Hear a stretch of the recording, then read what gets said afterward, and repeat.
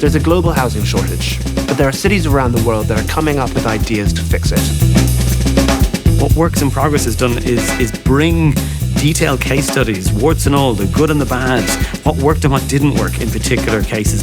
If your country speaks English, you probably have terrible housing policies, but the Kiwis really did something about it. And so first, they passed something like the SB 827 model in Auckland. After several years of real success, like significantly declining rent growth, a significant increase in housing production, they've just expanded nationwide. Houston removed or reduced the minimum lot size of all of the lots from 5,000 square foot to 1,400, reduced the setbacks from around 25 foot from the street to 5 foot in most cases.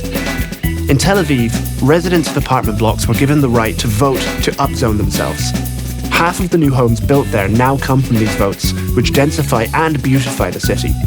SB 1069 and AB 2299 really paved the way to removing barriers to ADU construction and approvals within California. Those two landmark bills really removed those barriers for the first time. Over 50,000 ADUs have been built in California specifically. It's not hard to believe another 500,000 ADUs get built over the next 10 years.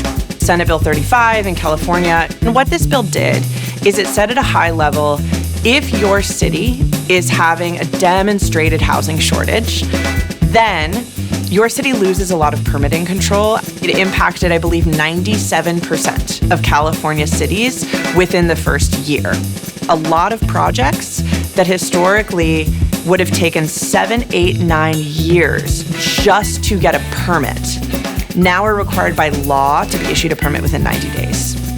Sydney is quite different. The regional government stepped in after they realised that there was a lot of barriers to creating new homes. It was things like accelerated rezoning proposals, fast-tracking denser types of development, guidelines for releasing greenfield land, and all sorts of things like that. We're seeing loads of progress all over America. We're seeing lots of progress. And even here in the UK, there has been a massive difference in how people are talking about housing.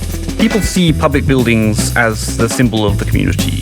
They think if public buildings look beautiful, look as though people have taken pride in them, look as though they're flourishing, then they take that to mean this place really is flourishing. This is prosperous. There's this publication, you may have heard of it. I think it's called Works in Progress. And they published this piece called The Housing Theory of Everything. It's good. You should check it out.